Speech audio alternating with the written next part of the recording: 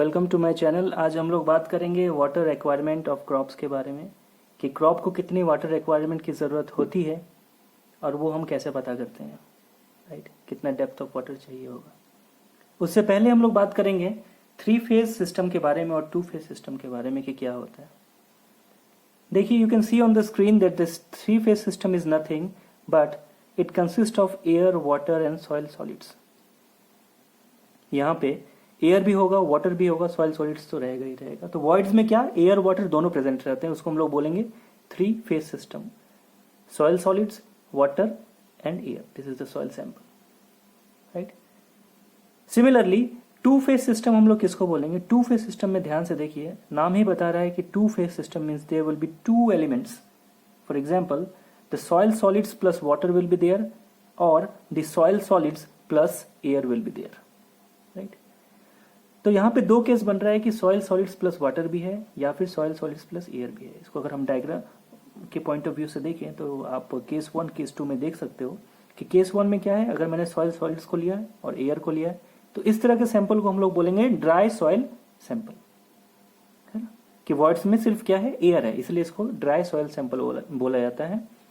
और अगर soil solids के साथ वाटर हो तो इसको सैचुरेटेड सॉइल सैंपल बोला जाता है। क्यों? क्योंकि आप खुद इमेजिन करो कि अगर voids are filled up with water means what, it is in the saturation state, इसलिए इसको सैचुरेटेड सॉइल सैंपल बोला जाता है। तो 2-फेज सिस्टम में बेसिकली इसके 2 पार्ट होते हैं, एक को हम लोग ड्राई सॉइल सैंपल बोलेंगे, एक सैचुरेटेड सॉइल सैंपल बोलेंगे। आई होप आपको 2-फेज सिस्टम एंड 3-फेज सिस्टम में कोई प्रॉब्लम नहीं है ना समझने में। आगे हम लोग बात करते हैं कि इसका एप्लीकेशन क्या है, राइट। हम लोग बात करेंगे रूट जोन डेप्थ की। तो चलिए देखते हैं कि रूट जोन डेप्थ क्या होता है और moisture content corresponding root zone depth कैसे वेरी करता है। इस डायग्राम को ध्यान से देखिए। इस डायग्राम में मैंने एक प्लांट, है ना, आप इसको प्लांट ट्री कुछ भी बोल सकते हो, कि मैंने बनाया है और मैं एज्यूम कर रहा हूं कि यहाँ पे रेनफॉल जो है ना वो बहुत ही हेवी रेनफॉल हो रहा है। इमेजिन करो ऐसा सिचुएशन है कि ग्राउंड सरफेस से आप देख रहे हो कि हेवी रेनफॉल हो रहा है और एक पर्टिकुलर ट्री को आप ऑब्जर्व कर रहे हो, उसका रूट जोन को ऑब्जर्व कर रहे हो। और जो रूट जोन है, see here, this root zone is indicated by small d, depth of the root zone. इसका तो रूट होगा ही होगा, राइट। तो रूट जोन का जो डेप्थ है दैट इज स्मॉल डी और कंटिन्यूअसली बारिश हो रही है। तो आप खुद इमेजिन करो, है ना, आप खुद इमेजिन करो जो वॉइड्स हैं सॉइल पे, यहाँ पे तो सॉइल सैंपल है ना, जो सॉइल है उसमें जो वॉइड्स है वो फिल्ड अप विथ वाटर हो जाएगा, है ना, वाटर से फिल्ड अप हो जाएगा। मतलब जो पहला स्टेट आने वाला है, सिचुएशन आने वाला है सॉइल के पास, वो सैचुरेशन वाला सिचुएशन आने वाला है। सैचुरेशन अभी हम लोगों ने पढ़ा 2-फेज में कि अगर सॉइल है, सॉलिड्स है और वाटर सिर्फ है, मतलब सैचुरेटेड सैंपल बोलेंगे हम उसको। तो उसका एप्लीकेशन यहाँ पे हम लोग अभी देख रहे हैं, ठीक। तो सी, जो सबसे पहला, है ना, जो सबसे पहला स्टेट आएगा that is the saturation capacity. Saturation capacity state, यहाँ पे क्या हो रहा है कि सारे वॉइड्स जो हैं सॉइल के वो फिल्ड अप विद वाटर हो चुके हैं। लेकिन अगर मैं एक सिंपल सा क्वेश्चन आपसे पूछूं कि ये जो सारे जो अमाउंट ऑफ वाटर है सैचुरेशन कैपेसिटी में, ये क्या ये रूट जोन ले पाएगा, एक्सट्रैक्ट कर पाएगा? तो आंसर होगा नहीं। वाई सो? ध्यान से सुनना। क्योंकि जो ग्रेविटी के कारण, जितना मान लो कि ये सॉइल सैंपल था आपका, ठीक है, ये पूरा सैचुरेट हो चुका है।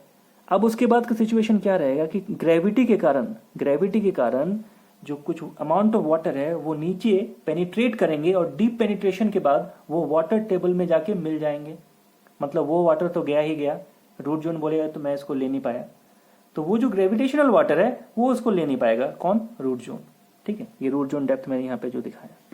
अब क्या हुआ, ग्रेविटेशनल वाटर जाने के बाद जो सॉइल पे वाटर कंटेंट आया है, ध्यान से सुनो, ग्रेविटेशनल वाटर जाने के बाद जो सॉइल पे वाटर कंटेंट आया है उस वाटर कंटेंट को हम लोग बोलेंगे field capacity. That water content is nothing but the field capacity, right, and that can be used by the root zone.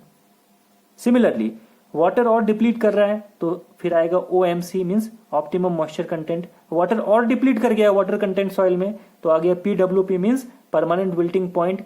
मतलब अब इसके नीचे गया तो डेंजर जोन आ गया। मतलब वाटर का लेवल इतना कम हो गया कि प्लांट का रूट जोन उसको एक्सट्रैक्ट कर ही नहीं पाएगा। तो मुझे ध्यान रखना है कि परमानेंट विल्टिंग पॉइंट के नीचे पानी नहीं आना चाहिए। तो अगर इसके नीचे वाटर कंटेंट आ गया मतलब अल्टीमेट विल्टिंग पॉइंट तक पहुंच गया, मतलब प्लांट गया काम से, प्लांट डाई हो जाएगा, प्लांट मर जाएगा। ठीक है। सो हम लोग को ध्यान में रखना है कि ये परमानेंट विल्टिंग पॉइंट है, डेंजर जोन है, इसके नीचे आना ही नहीं। यहाँ पे अगर परमानेंट विल्टिंग पॉइंट तक वाटर कंटेंट पहुंच गया, अगर हम यहाँ पे पानी दे भी दिए तो ये चांसेस है कि वो रिकवर प्लांट कर जाएगा। लेकिन परमानेंट विल्टिंग पॉइंट के नीचे अगर वाटर कंटेंट डिप्लीट हुआ, मतलब कि अगर अल्टीमेट विल्टिंग पॉइंट तक पहुंचा, तो प्लांट गया, means complete suicide of the plant. तो यहां से समझ में क्या आ रहा है मुझे? यहां से मुझे समझ में ये आ रहा है कि किसी भी तरह से मुझे सॉइल का water content permanent wilting point के नीचे तक नहीं पहुंचाना है। अगर फैक्टर ऑफ सेफ्टी लेते हैं तो यहां से मुझे यह भी समझ में आ रहा है कि अगर बहुत अच्छा होगा अगर मैं वाटर कंटेंट को ऑप्टिमम मॉइस्चर कंटेंट तक डिप्लीट होने दूं और इसके बाद जैसे नीचे आए तो मैं क्या करूं, इरिगेशन अप्लाई कर दूं यहाँ पे, फिर क्या होगा, वाटर कंटेंट फिल कैपेसिटी तक पहुंच जाएगा। मतलब सेफ क्या होगा कि अगर ऑप्टिमम मॉइस्चर कंटेंट तक ही आए तो ये ज्यादा सेफ है। क्यों और नीचे जाना, परमानेंट विल्टिंग पॉइंट तक क्यों जाना अगर यहाँ पे तो और डेंजर है। तो ये जो जेड डेप्थ दिख रहा है ना आपको, जेड मतलब फील्ड कैपेसिटी से ऑप्टिमम मॉइस्चर कंटेंट तक, इसको हम लोग बोलते हैं रेडियली अवेलेबल वाटर। मतलब ये आराम से ये रूट जोन इसको खींच पाएगा, ले पाएगा। लेकिन अगर जेड के नीचे आया तो भी ले पाएगा, लेकिन अगर ये वाई डिस्टेंस जो फील्ड कैपेसिटी से परमानेंट विल्टिंग पॉइंट तक का जो डिस्टेंस है, that is the total available water, है ना, टोटल अवेलेबल वाटर और मॉइस्चर कंटेंट जो कि ये प्लांट ले पाएगा। लेकिन अगर ये वाई से नीचे गया तो प्लांट का प्रॉब्लम होना शुरू हो जाएगा। So this Y is nothing but the available water and this Z is nothing but this is the readily available water, मतलब आराम से।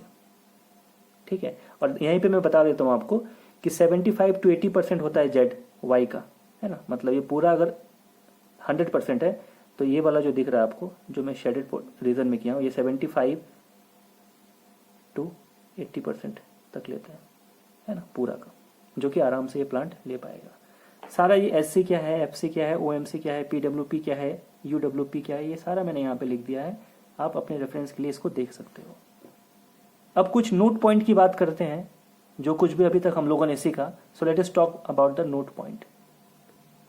देखिए, जो पहला नोट पॉइंट है वो है कि gravitational water is not available for plant. मैंने आपको बताया अभी कि ग्रेविटेशनल वाटर क्यों अवेलेबल नहीं होगा प्लांट के लिए, क्योंकि वो डीप पेनिट्रेट करके वाटर टेबल में चला जा रहा है, तो वो तो होगा ही नहीं होगा, है ना। So gravitational water is not available for plant, वो तो यूज होगा ही नहीं।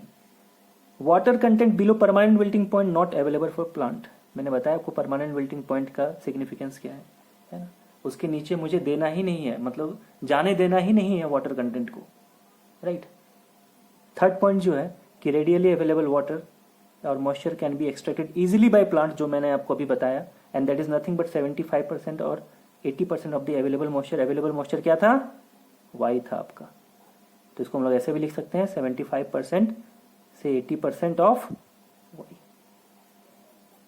आई होप आपको समझ में आ गया होगा कि रूट जोन डेप्थ क्या होता है, 2 फेज सिस्टम क्या होता है, 3 फेज सिस्टम क्या होता है, और उसका सिग्निफिकेंस रूट जोन डेप्थ में हम लोग कैसे अप्लाई किए, और परमानेंट विल्टिंग पॉइंट क्या होता है, फील्ड कैपेसिटी क्या होता है, सैचुरेशन कैपेसिटी क्या होता है, ऑप्टिमम मॉइस्चर कंटेंट क्या होता है, ये सारे चीज़ों का विजुअलाइजेशन आई होप आपको आज समझ आ गया होगा, है ना। So this is all for today's class. So take care, keep progressing.